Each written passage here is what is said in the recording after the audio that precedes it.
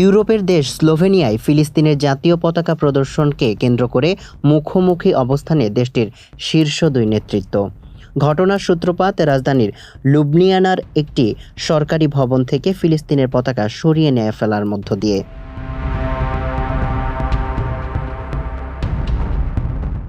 সম্প্রতি দেশটির ক্ষমতায় আসেন নতুন ডানপন্থী সরকার, আর দায়িত্ব নিয়েই নতুন প্রধানমন্ত্রীর নির্দেশে সরকারি ভবন থেকে নামিয়ে ফেলা হয় ফিলিস্তিনের পতাকা। সরকারের এমন সিদ্ধান্তেই শুরু হয় তুমুল বিতর্ক।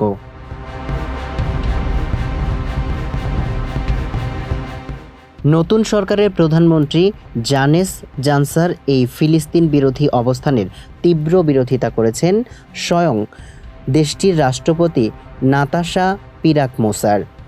প্রধানমন্ত্রীর নির্দেশে স্পষ্ট চ্যালেঞ্জ জানিয়ে তিনি ঘোষণা করে দেন, ফিলিস্তিনের পতাকা এখন থেকে গৌরবে উড়বে, সরাসরি রাষ্ট্রপতি প্রাসাদের বাইরে।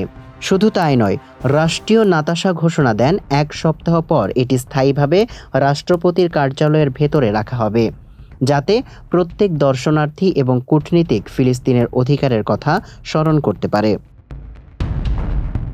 ফিলিস্তিনিদের বিরুদ্ধে গণহত্যা বন্ধ হয়নি এবং গাজা ও পশ্চিম তীরের মানুষ শান্তি ও মর্যাদার সাথে বসবাস করে না। তাই এর তাৎপর্য অনেক গভীর। এটি শুধু ফিলিস্তিনেই নয়, বরং বিশ্বের অন্যান্য স্থানেও আন্তর্জাতিক মানবিক আইন ও মানবাধিকারের চরম লঙ্ঘনের প্রতীক। এটি সভ্যতার মৌলিক নীতি, মানব মর্যাদা, সকলের জন্য সম্মান জানানোর একটি সরল আহ্বান। স্লোভেনিয়ার রাষ্ট্রপতি এমন দৃঢ় ও ইতিবাচক অবস্থানের পর বিশ্বজুড়ে তৈরি হয়েছে ব্যাপক আলোচনা। এই পদক্ষেপের পর ফিলিস্তিনের রাষ্ট্রীয় অফিসিয়াল এক্স অ্যাকাউন্ট থেকে গভীর শ্রদ্ধা ও কৃতজ্ঞতা প্রকাশ করা হয়েছে।